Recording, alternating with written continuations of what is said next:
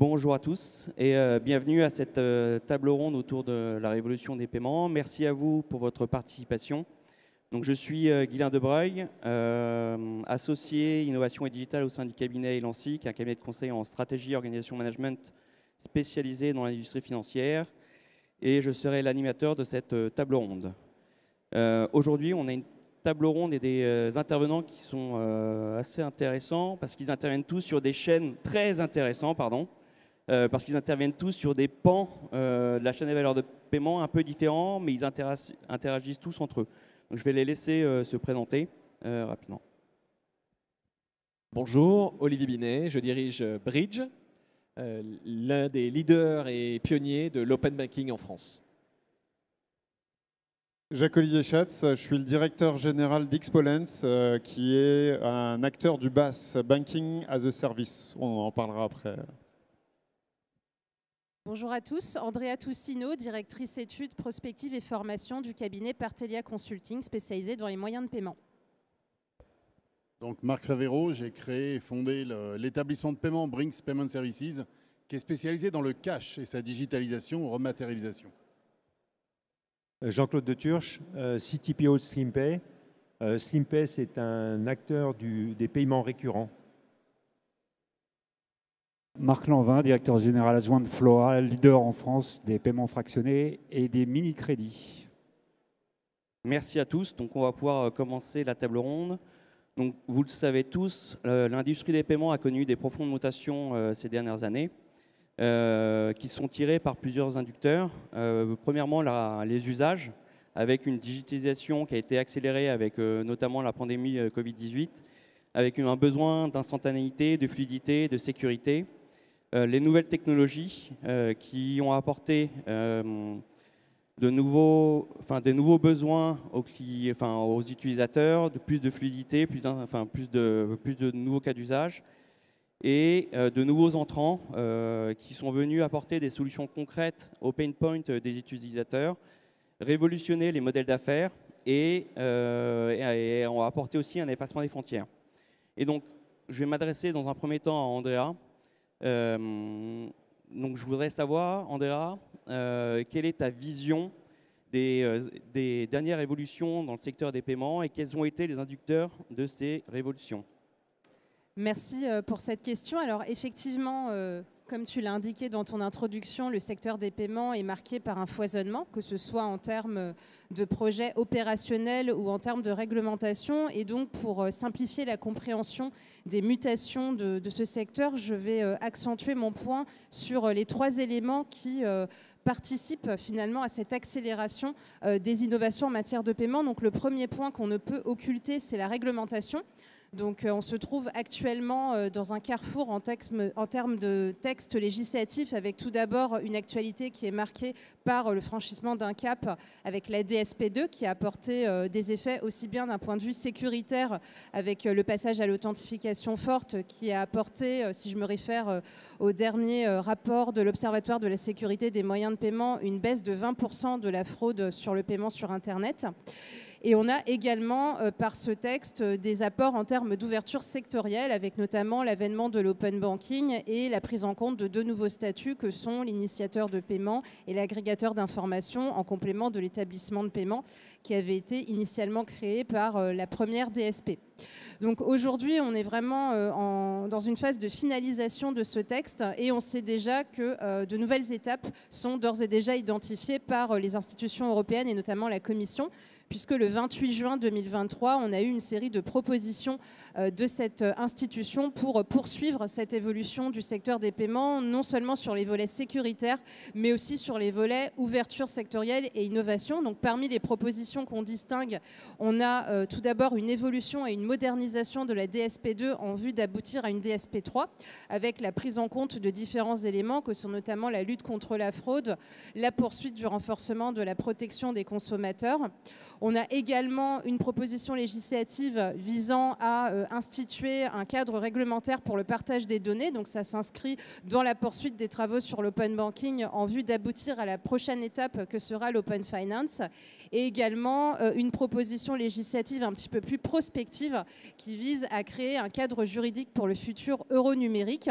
Donc sur cet aspect-là, la Commission a bien insisté que sa volonté n'était pas de se substituer à la Banque centrale européenne qui œuvre sur ce projet opérationnel, mais bel et bien de préparer le terreau d'un point de vue juridique au cas où la faisabilité de cette innovation soit avérée. Donc après ce premier point en termes de réglementation, il y a un autre élément à prendre en compte, c'est ce que tu as évoqué dans ton introduction, l'évolution des usages. Effectivement, la Covid-19 a apporté une nouvelle étape en termes de digitalisation des flux, et sur différentes régions européennes. On a pu voir, si on se focalise sur la France, que cette étape a permis le développement incommensurable du sans contact, mais si on a un regard européen sur la situation, il est important de souligner que le sans contact n'est pas le seul moyen de paiement gagnant dans ce contexte d'éclosion du paiement électronique, puisqu'on a par exemple en péninsule ibérique 2 succès marquants en termes de wallet, à savoir Bizum en Espagne, 24 millions d'utilisateurs à date, et MBWay au Portugal, 5 millions d'utilisateurs. Donc on voit que finalement cette phase Covid a été vraiment un bouleversement en termes d'usage, avec des usages qui sont de plus en plus axés sur les outils électroniques, y compris dans des régions européennes qui sont plutôt marquées par des usages traditionnels. Et enfin, le dernier point sur lequel j'aimerais insister, c'est le sujet de la souveraineté européenne, qui devient une thématique de plus en plus prégnante au sein de notre écosystème. Et la particularité qu'on peut observer aujourd'hui, c'est que déjà, ce n'est pas un sujet récent, puisque c'est travaillé, comme vous le savez, depuis un certain nombre d'années. Néanmoins, on a pu voir par le passé que c'était un sujet essentiellement politique, et on voit qu'aujourd'hui, cette problématique devient de plus en plus opérationnelle, avec une prise en compte de tous les maillons de la chaîne du paiement, non seulement les institutions, mais aussi les acteurs bancaires et les acteurs de la demande. Et sur ce point, j'aimerais apporter 2 illustrations précises. Donc tout d'abord, le projet European Payments Initiative, EPI, dont vous avez probablement entendu parler.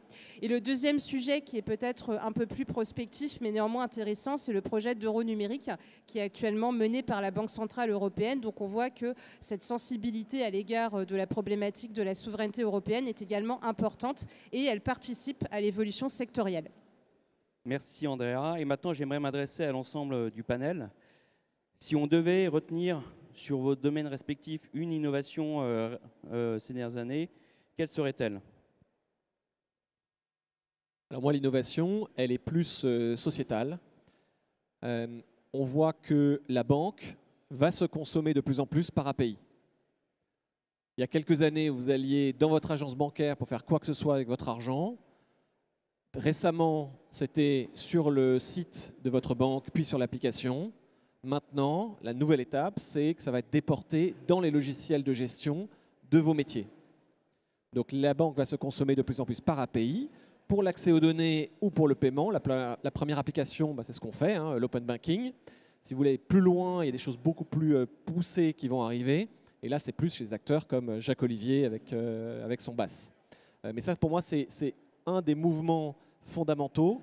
C'est la banque se consomme au plus près de l'action, à savoir le logiciel de gestion de l'entreprise. Et au niveau particulier, ça se fait au niveau du logiciel de gestion de votre vie au quotidien. Et votre vie au quotidien, c'est ça.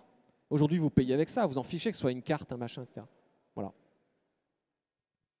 J'ai rien à ajouter, c'était parfait. Non, effectivement, je suis complètement d'accord avec Olivier. Effectivement, la capacité à pouvoir consommer sa banque par API, à pouvoir émettre, décider d'émettre, mettre une intelligence, on parlera peut-être d'IA tout à l'heure, mais sans que ça soit même de l'intelligence artificielle, se dire juste, tiens, j'ai envie que mon compte il se comporte comme ça, que si je sais que je vais avoir un prélèvement, je vais aller chercher de l'argent ailleurs, je vais le mettre dessus, comme ça je ne suis pas négatif. Je vais vouloir ensuite initier automatiquement des paiements pour pouvoir le faire. C'est la grosse capacité de demain. J'en rajouterai un deuxième du coup, puisque tu m'as pris la consommation par API. L'IBAN virtuel. Pour moi, l'IBAN virtuel, c'est la révolution de demain. C'est la capacité de pouvoir dire, quand on va s'échanger des factures, mais on en parlera peut-être un peu plus tard, de pouvoir dire, moi je suis sûr que tu vas me payer parce que je vais t'émettre un IBAN qui est lié à ta facture ou un IBAN qui est lié à ta société. Et cet IBAN, il n'y a pas le choix. C'est si tu me dois 125 €, j'attends 125 €. Quand mon compte bancaire détecte que via tel IBAN, tu m'as payé 125 €, je peux lancer toutes les actions qui vont bien, le faire suivre l'argent, envoyer un petit SMS pour dire merci d'avoir payé ma facture parce que c'est quand même plutôt sympa. Donc ça, c'est pour moi une deuxième révolution et on en parlera un peu tout à l'heure. Alors pour moi, j'insisterai presque sur ce qui vient d'être dit par rapport à la réunion précédente. C'est l'omnicanalité. Alors c'est bien de parler de digitalisation. Alors je prêche pour ma paroisse, bien entendu. Le cash, c'est 50% minimum des transactions en France, 70% en Europe. 50%, c'est un chiffre diminué ou très faible par rapport à la réalité des transactions, puisque ça ne prend en compte que le cash qui revient vers la Banque de France, donc qui est déposé par les utilisateurs et non pas les paiements. Et donc, l'intérêt que nous essayons de développer, c'est de dire le cash est incontournable et surtout, il est gratuit. Par rapport à tous les autres moyens de paiement, il est gratuit pour l'utilisateur. Et aujourd'hui, s'il y a du développement comme le cash stuffing, qui a fait 850 millions de vues sur TikTok, je vous incite à y aller, vous verrez que les usages du cash aujourd'hui sont de plus en plus importants. Et on est en croissance énorme quand on le voit depuis le début de l'année 2023. Il y a eu un renouveau assez important du cash lié à l'inflation. Et donc l'innovation, c'est d'arriver à passer du cash physique, qui est un point de douleur pour les marchands, on va dire, et pour les banques, c'est un point de douleur, pouvoir le digitaliser rapidement, d'une manière fluide et permettre un parcours. D'ailleurs, nous avons un partenariat avec Verifone sur le paiement sur Internet en cash, mais on y reviendra. Alors, moi j'ai toujours un petit peu un problème quand on parle d'innovation et de paiement.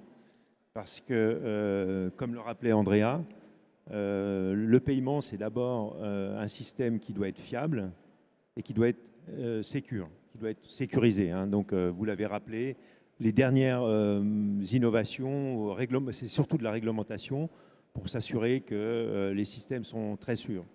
Et en fait, nous, on travaille donc dans la récurrence, hein, les paiements récurrents, en B2C, donc des commerçants qui vendent des services à des utilisateurs finaux. Et on a des systèmes qui sont de plus en plus fiables, de plus en plus sûrs, mais toujours aussi difficiles à utiliser. Donc, pour les spécialistes du paiement, on fait du direct débit. Donc, vous connaissez cette technologie qui doit bientôt avoir 50 ans. Elle a plein de travers, en fait. Hein. Et en termes d'utilisateurs, le premier travers, c'est qu'il faut connaître son IBAN pour pouvoir souscrire à un service. Donc, si on fait un test dans l'audience, qui connaît son IBAN, qui l'a sous sa main? Personne, en fait. Et on est en 2023. D'accord? Et donc, 80% de l'onboarding de nos clients se fait par la collecte d'un IBAN. Donc, ce n'est pas génial. Donc, pour nous, l'innovation, c'est vraiment transformer l'expérience utilisateur, tout en garantissant les bases d'un système de paiement, à savoir sa fiabilité, parce qu'on ne peut pas perdre de transactions, et la sécurité, sachant que la sécurité, c'est une course permanente. Donc, pour nous, l'innovation, c'est OK, la carte. On a fait un peu de carte, mais la carte, c'est quand même pas génial non plus. Hein, en ligne, il faut rentrer ses codes. Et la durée de vie de la carte fait que quand vous faites de la récurrence, au bout d'un certain temps, la carte n'est plus disponible. Donc, vous perdez un abonné. Et le coût d'acquisition d'un abonné est très cher. Donc, nous, on croit beaucoup à l'open banking, vraiment beaucoup, parce que finalement, ça résout tous les problèmes. C'est censé résoudre tous les problèmes pour un peu que tout le monde travaille, puisque ça va donner une couche technique extrêmement performante, standardisée, ouverte et sûre. Et nous, on va pouvoir se concentrer sur l'expérience utilisateur. Donc, je pense qu'on reviendra tout à l'heure sur l'expérience utilisateur. Je partagerai un peu les choses qu'on essaie de faire là-dessus. Mais vraiment, le focus pour des boîtes comme la nôtre, c'est vraiment rendre l'expérience utilisateur extrêmement performante pour les clients de nos clients.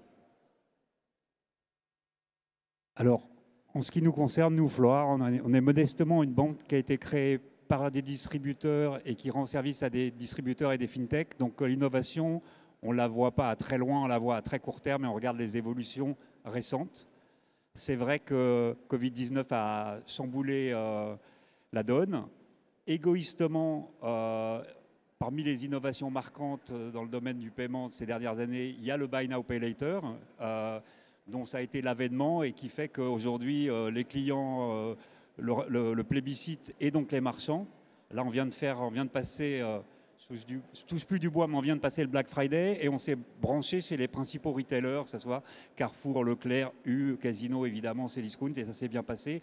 Et le succès a été au rendez-vous parce que les consommateurs aujourd'hui, la techno le permet, les puissances de calcul le permettent et ils ont besoin et d'instantanéité et d'inclusion parce que c'est ce que permet le Buy Now Pay Later. Donc ça, c'est la partie égoïste de la réponse. Et en réalité, moi, personnellement, je pense que le mobile est aux confins de toutes les évolutions d'aujourd'hui. Ça permet l'open banking, ça permet la gestion budgétaire dans le RER à tout instant, ça permet du paiement, ça apporte de la sécurité. Et je crois que c'est l'évolution d'aujourd'hui. Hein, je ne me projette pas comme je vous l'avais dit en préparant l'entretien dans très longtemps. En ce moment, c'est l'avènement du mobile en toutes circonstances qui est, selon nous, le fait le plus marquant. Merci à tous. Après cette vision un peu du passé, on va essayer de se projeter vers l'avenir et d'identifier les inducteurs de la transformation prochaine de l'industrie des paiements. Et le premier point sur lequel je souhaiterais qu'on revienne, c'est sur les innovations technologiques. On parle beaucoup de blockchain, d'intelligence artificielle, d'APIisation et d'ouverture des systèmes d'information. Et ce que j'aimerais avoir, c'est votre avis sur comment ces innovations technologiques vont pouvoir influer sur l'innovation à venir dans le secteur des paiements. Et qu'est-ce qu'elles vont pouvoir révolutionner et qu'est-ce qu'elles vont pouvoir apporter sur vos métiers, mais aussi là, dans la manière de vivre les paiements au quotidien. Donc je ne sais pas qui veut commencer. On part dans l'autre sens. Allons-y. Moi, je crois beaucoup à l'open banking. Voilà, pour plein de raisons. Et je crois que voilà, c'est aussi un ciment. C'est un mouvement pan-européen donc, sur l'universalité. Je crois qu'on est à 2 doigts d'une adoption plus large. Donc c'est ça qui va changer. Et dans la donne, je crois que... Bon, je me suis dit que je ne prononcerais pas IA, donc ça c'est fait, je l'ai prononcé. Non, c'est la puissance de calcul.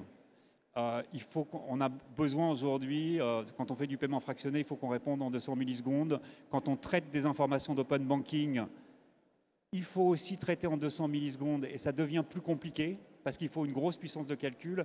Et voilà, sans parler d'informatique quantique et tout ça, le gros défi techno, c'est aussi voilà, la robustesse et la rapidité de calcul qu'on va devoir mettre en œuvre dans les quelques années à venir. Si tu veux, je rebondis parce que c'est juste la suite.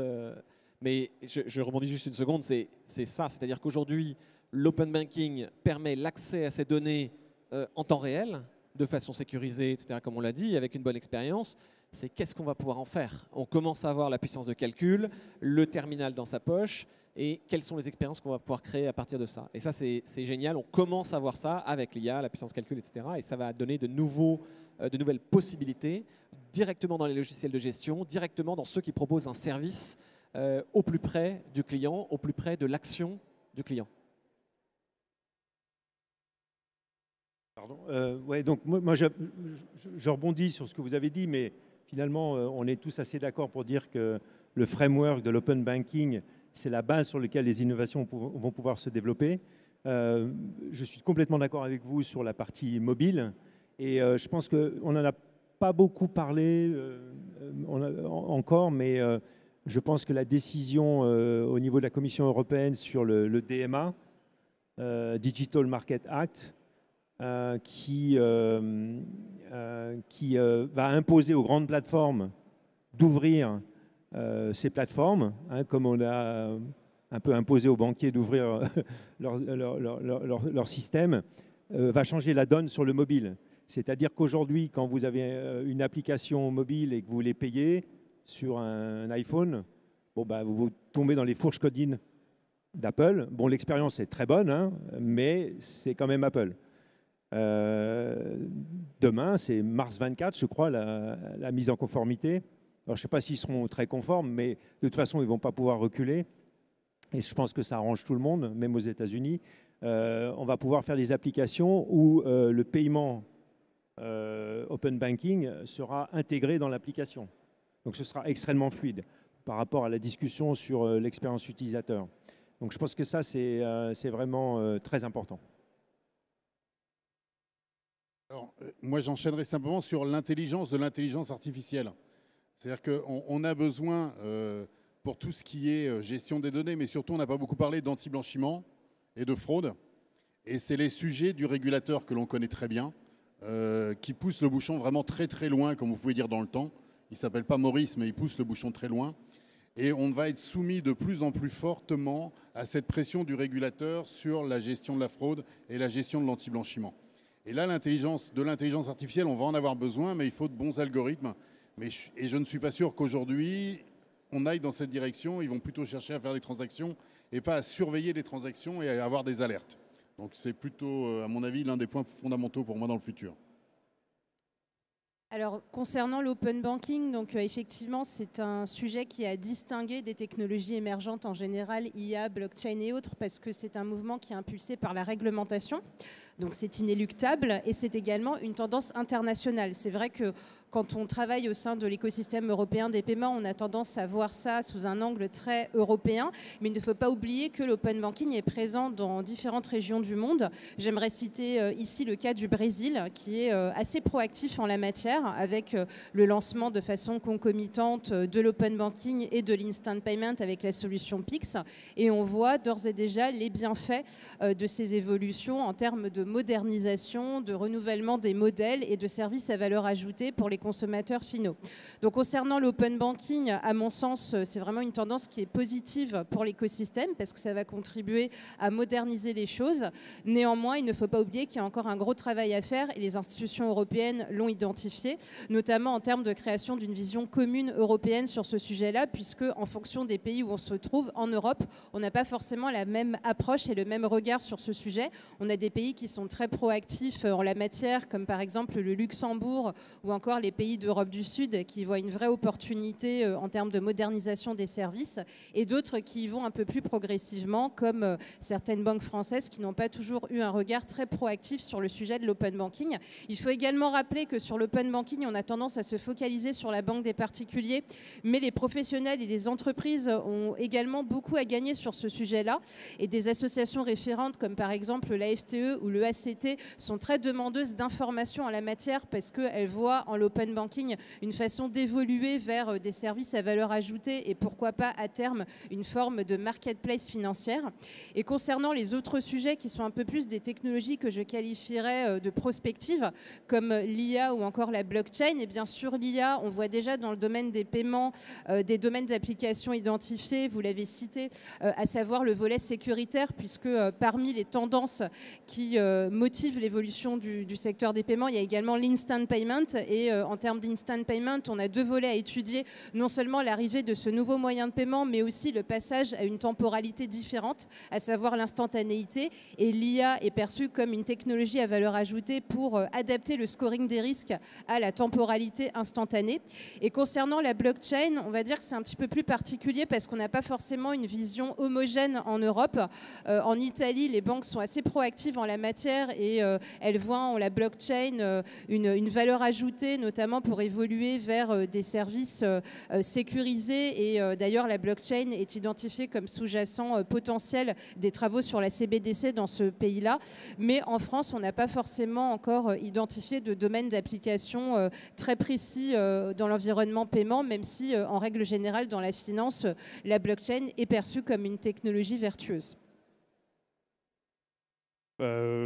Complètement d'accord avec tout ce que vous venez de dire. Et d'ailleurs, quelque part, je pense qu'il faut, et ce n'est pas vraiment une nouveauté, mais les API, pour pouvoir faire tout ça, pour pouvoir mettre de l'open banking, pour que on puisse le piloter, pour pouvoir piloter son compte, pour pouvoir savoir si le client nous a payé.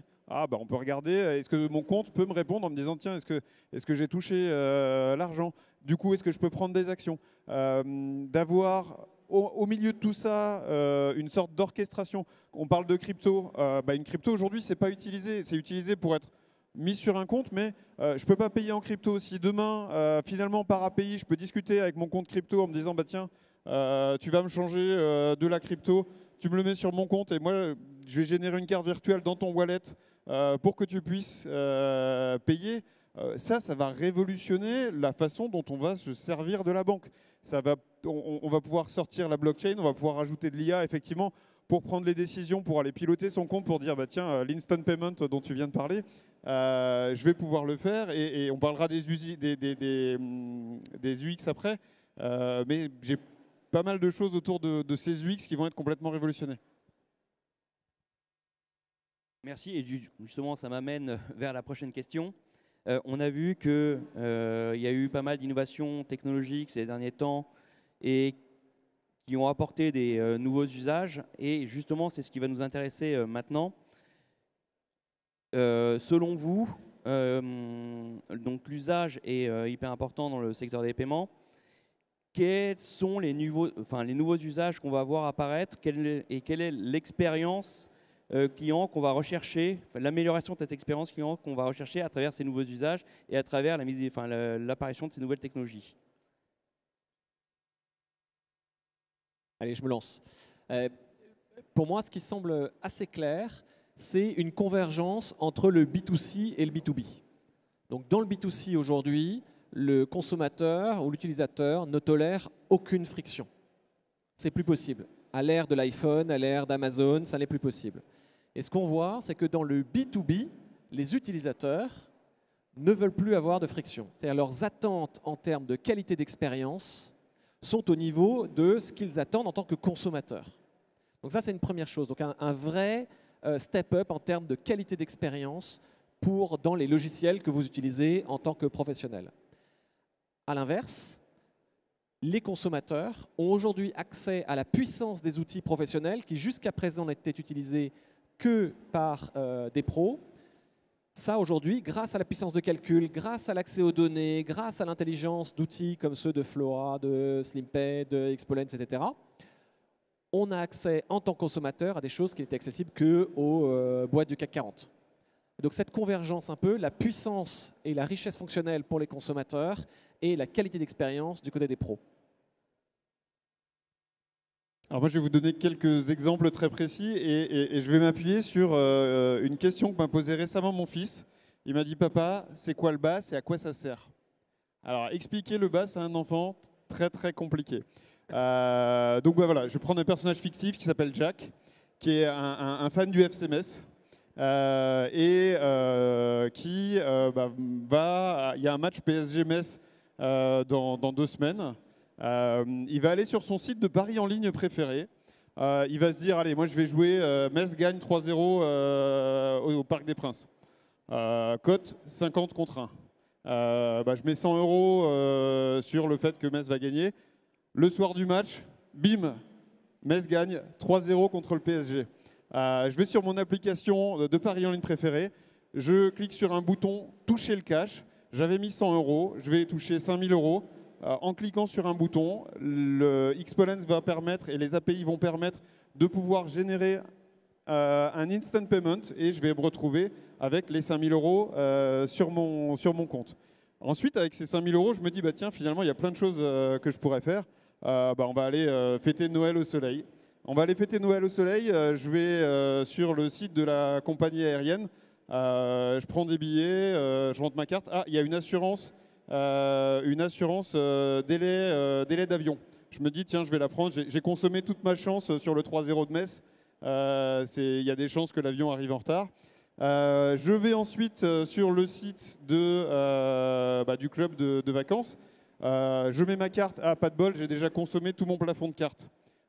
J'ai plusieurs options. Il y a du BNPL qui m'est proposé. Je me dis, tiens, c'est chouette, mais en même temps, je viens de toucher plein d'argent, je ne vais pas utiliser le BNPL. Il y a de l'initiation de paiement qui est proposée. Ah, ça aussi, c'est chouette. Je peux cliquer sur le bouton, mais comme je fais partie de la toute petite frange qui a encore un peu peur qu'on vienne se connecter directement, c'est un personnage fictif, hein, c'est pas moi, je le fais. Mais je me dis, tiens, non, je ne vais pas le faire. Et en bas, le site internet a généré un IBAN, qui est un IBAN virtuel, qui a été généré par API spécifiquement pour ce paiement. Du coup, je vais sur mon compte bancaire, je mets la référence et je clique sur le bouton.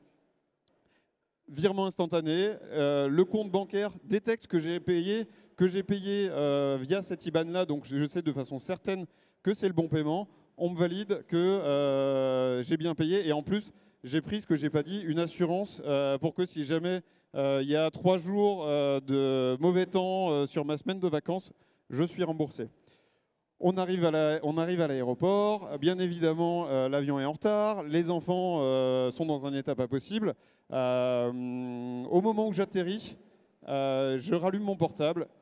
Vous venez de toucher les 30% du prix de votre billet lié à votre assurance. Comment ça s'est fait? Par API, l'assurance a été se connecter directement au site de travel, dire l'avion est en retard, et par API, on a été déclenché un instant payment. J'ai l'argent sur mon compte au moment où je me pose. Mes vacances démarrent bien. Malheureusement, en plein milieu, il y a 3 jours de mauvais temps. Là aussi, l'assurance va pouvoir détecter que via Météo France, il y a eu 3 jours de mauvais temps. Clac, paiement instantané. Pas de bol, 3 jours de mauvais temps, ça a relancé ma sciatique. Il va falloir que j'aille chez l'ostéo pour me faire débloquer. Autre use case, ma mutuelle prend en charge l'ostéo, mais non seulement elle le prend en charge, mais en plus, elle m'a généré une carte virtuelle directement dans mon wallet, spécifiquement adressée pour pouvoir payer les ostéos. Et grâce à ça, je vais pouvoir payer mon ostéo sans avoir à avancer quoi que ce soit. Ça se termine, je rentre à la maison, ma cave est inondée. Ma cave est inondée, c'est un mec qui a vraiment pas de chance. Là, finalement, il a gagné beaucoup d'argent, mais il a vraiment pas de chance. J'appelle mon assureur, je lui dis écoute, j'ai un problème. Je lui montre, en étant toujours au téléphone, que ma cave est bien complètement inondée. Il me dit bouge pas, je t'envoie un lien de paiement. Il m'envoie un lien. Je suis en confiance cette fois-ci parce que cette fois-ci, j'ai mon assureur au bout du fil. Donc il me dit ça va ouvrir ton compte bancaire. Ne t'inquiète pas, c'est Bridge, ils font ça tous les jours. Tu vas juste valider. Je vais récupérer ton RIB et je vais pouvoir, en instant payment, t'envoyer le montant de l'indemnisation. Je le fais. Je suis encore au téléphone avec lui. J'ai l'argent sur mon compte. Je lui dis écoute, c'est génial ton assurance. Merci beaucoup. Ça remplace le chèque que aujourd'hui, j'en envoie, ça prend un temps pas possible et c'est un des dispositifs les plus fraudés. Donc voilà, et j'explique ensuite pour terminer à mon fils, voilà, tous ces trucs-là, tu vois, c'est Xpolens, c'est le BAS qui a permis de générer ta carte virtuelle, de faire des virements instantanés, de détecter des choses qui se passent sur ton compte. Mais tout ça, personne n'a entendu parler d'Xpolens. Pourquoi? Parce qu'on fait ça en marque blanche, on est caché derrière les assurances, on est caché derrière les agences de voyage, on est caché derrière les mutuelles. Donc voilà, et grâce à ça, il a compris comment fonctionnait le BAS. Alors effectivement, je suis tout à fait d'accord avec mes confrères sur le développement et les opportunités du paiement électronique. Et c'est quelque chose qui se ressent aussi dans les études européennes sur l'appétence des consommateurs. Un chiffre clé à vous partager, selon le rapport SPACE qui a été publié fin 2022 par la Banque Centrale Européenne, 55% des Européens sont prêts à régler leurs achats avec un instrument électronique en magasin. Parallèlement à ça, on a bien évidemment un déclin de l'utilisation des moyens de paiement considérés comme traditionnels que sont le chèque et les espèces. Et dans ce panorama de moyens de paiement électroniques, il y a bien évidemment des outils qui vont se distinguer à l'avenir. Donc l'instant payment en fait partie, puisque c'est quelque chose qui est poussé par les institutions européennes et notamment la Commission qui a adopté fin 2022 une législation visant à accélérer le déploiement de cet instrument en Europe. L'idée de la Commission étant de faire de l'instant payment le new normal en Europe. On a également la carte de paiement dans certaines géographies, particulièrement en France, qui est un pays très carte, comme vous le savez, et les solutions de wallet qui ont déjà connu un franc succès dans certains pays comme en péninsule ibérique et qui vont connaître un renouveau. On verra d'ailleurs ce que le wallet Wero, qui sera proposé prochainement par EPI, va nous apporter. Partant de ce constat, j'aimerais quand même évoquer un point qui me semble essentiel quand on parle d'évolution des usages dans les paiements, c'est le sujet de l'inclusion. Parce que certes, on a un attrait pour les moyens de paiement électroniques, mais il ne faut pas perdre de vue que le maintien des espèces reste un élément important aux yeux des consommateurs, et ce, au niveau européen, puisque par exemple, même dans certains pays qui sont très matures en termes d'usages digitaux, à l'image de la Suède ou encore du Luxembourg, on a quand même des prises de position institutionnelles et même des positionnements de l'opinion publique pour un maintien des espèces. Donc ça, c'est un sujet qu'il ne faut pas perdre de vue.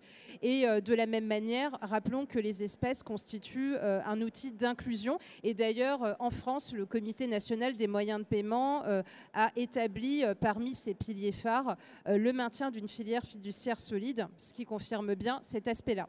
Et enfin, dernier point concernant l'évolution des usages, il ne faut pas perdre de vue le fait que le paiement est en lien avec les considérations sociétales. Et comme vous le savez, nous sommes dans un contexte économique marqué par l'incertitude. Et de ce fait, je pense que ça va marquer la poursuite du succès de solutions comme le BNPL qui paraissent tout à fait appropriées dans le contexte économique actuel. J'ai presque rien à ajouter, merci. Alors moi, simplement, j'attire l'attention, c'est le coût. Qui supporte le coût, encore une fois. Si les banques font payer le service à l'utilisateur, ça ne va pas être très adopté, elles vont gagner un peu d'argent. Si elles ne le font pas payer, regardez la question du virement instantané, sans parler de l'instant payment. Si elles ne le font pas payer, bah, ça va être des banques qui... Quelle est la banque en ligne qui aujourd'hui gagne de l'argent? J'en connais pas. Voilà, il y en a peut-être une. Mais le problème, c'est que si vous faites des services complètement digitaux qui sont gratuits, bah, au bout d'un moment, il va falloir gagner de l'argent et c'est pas le problème, c'est le problème des banques.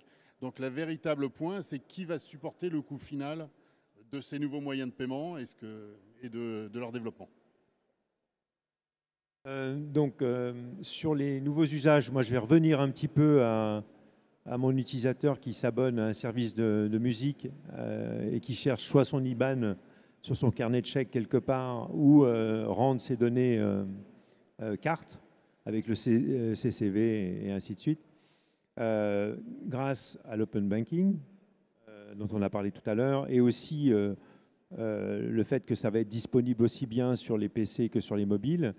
Dès aujourd'hui, on peut déjà faire un parcours open banking où finalement l'utilisateur, quand il choisit son moyen de paiement, au lieu de choisir la carte ou de rentrer son IBAN, il choisit sa banque et il est redirigé sur son application bancaire. Il y a une authentification forte, donc on fait bien notre boulot de sécurisation et chemin faisant, en un clic, il va approuver le fait qu'il s'abonne à un service, donc ce n'est pas un paiement one-off, il s'abonne à un service et automatiquement, on va récupérer de sa banque un IBAN qui, pour le coup, on peut dire il est trusté, plutôt qu'un IBAN rentré à la main, souvent faux et des fois volé. Donc un IBAN trusté et derrière, nous, on va signer un mandat. Et le parcours pour l'utilisateur, il est fantastique. Il a besoin de rien savoir, juste avoir son téléphone mobile et cliquer « Je suis d'accord ». On va même aller plus loin, c'est-à-dire qu'on va lui demander s'il est d'accord pour qu'on garde ses préférences pour que la prochaine fois, quand il revient chez nous s'abonner à un autre service, on le mette directement sur son application bancaire sans lui-même lui demander de choisir sa banque, voire son compte. Tout ça dans le but d'améliorer la conversion pour les commerçants. Donc pour nous, on pense que les bases sont posées, les bases techniques et sécuritaires sont posées pour développer les usages. Et je vous ai donné juste un petit exemple, mais c'est là où on va, SlimPay va. D'ailleurs, je tiens à annoncer qu'aujourd'hui, nous faisons partie d'un plus grand groupe. On avait annoncé au mois de juillet qu'on avait une transaction avec Trustly, un acteur suédois du paiement, qui partagent exactement la même vision que nous. Et on vient de faire le closing. Le closing, c'est aujourd'hui. Donc, techniquement, nous sommes 100% Trustly aujourd'hui. Et pour reparler un peu de la vision qu'on partage, c'est qu'on pense vraiment que le paiement compte à compte, c'est la vraie révolution, à la fois technologique, j'oserais presque dire la fin de la carte, même si ça va choquer des gens, et dans les usages aussi. Parce qu'on est beaucoup contraint aujourd'hui avec les instruments qu'on a et on le sera beaucoup moins avec l'open banking. Bon, c'est la difficulté de parler en dernier, puisque tout a été dit. Pourtant, l'expérience client, c'est quelque chose qui nous est cher, puisqu'on On a été pour la 4e fois élu service client de l'année, à la fois pour nos services B2B et B2C, donc on y tient. Et j'essaierai peut-être de résumer tout ce que vous avez dit de façon un petit peu différente. C'est qu'il y a beaucoup de techniques auxquelles on croit tous. Et notre slogan chez Floa, c'est simplifier la banque pour faciliter le paiement. Et je crois que le défi de l'expérience client, c'est que tout ce qu'on s'est dit, ça ne se voit pas. Et que ça soit complètement invisible et que ça soit complètement... Alors on me dit souvent, pourquoi vous appelez Floa? J'invente toujours une histoire. Et parfois, je dis Floa comme fluide. Que le paiement soit le plus fluide possible et transformer ce moment qui est parfois stressant, parfois angoissant, parfois énervant. L'ambition, c'est que ça soit presque un moment enchanté. Moi, je dis toujours, quand on paye sans contact avec son téléphone et qu'on a le petit brut qui dit que ça s'est bien passé, c'est ça l'ambition qu'on doit tous viser en termes d'expérience client. Merci à tous. Donc, ce que je comprends, c'est que l'innovation de demain, la révolution de demain dans le secteur des paiements sera aussi celle de l'open banking pour rechercher de la fluidité dans les usages, des interconnexions entre les différents acteurs, de la sécurité aussi, et de nouveaux modèles d'affaires, de nouveaux modèles de distribution, et finalement un effacement des frontières entre les acteurs de l'assurance, des acteurs qui ne sont pas dans les services financiers, pour que tous ces gens-là interagissent et offrent une expérience client optimale tout au long du parcours. Et pour conclure, ce que j'aimerais, c'est quand on a préparé cette table ronde ensemble, on s'est dit, j'avais posé une question, c'est quoi votre vision du secteur du paiement dans les années à venir, dans 5 ans, en 2030? Et vous m'aviez dit, 2030, on ne sait pas, c'est trop loin. On est à peine capable de prédire ce qui va se passer à la fin de l'année. Enfin, à la fin de l'année prochaine, pas celle-là. 2023, on maîtrise encore un peu. Du coup, si on regarde dans ce laps de temps un peu qui va arriver tout de suite, et on l'a vu dans la crise Covid, la pandémie Covid a accéléré l'innovation dans le secteur des paiements avec la digitalisation et la nécessité pour les acteurs B2C, B2B de proposer des parcours digitaux fluides et sans couture. Et donc, dans ce laps de temps à 1 an, selon vous, quelle sera la révolution marquante à venir en quelques mots, très, très rapidement, parce qu'il nous reste 5 minutes. Alors, je vais faire vite parce que vraiment, sincèrement, j'en ai strictement, c'est ce que j'avais dit, aucune idée. Nous, on est là, on observe le retail et on regarde ce qui se passe en ce moment. Et dans 1 an, c'est déjà trop loin. Donc, je cède la parole à mes valeureux confrères. Pareil. Non, c'est extrêmement difficile. Je pense que le paiement se place sur du temps long. On parlait des pièces. Les pièces ont été inventées il y a un certain temps déjà. Et il y en a encore beaucoup. Donc, je crois qu'il faut être très modeste par rapport à ça. Les disruptions sont sur le temps long. Mais je crois qu'on a beaucoup parlé de la disruption des usages et des frameworks technologiques qui sont nécessaires. L'open banking en Europe est vraiment le bon exemple. Et c'est là-dessus que vont s'appuyer les innovations. Et ce qu'on peut espérer, c'est que ça aille un petit peu plus vite que la disparition des pièces. Je peux le dire.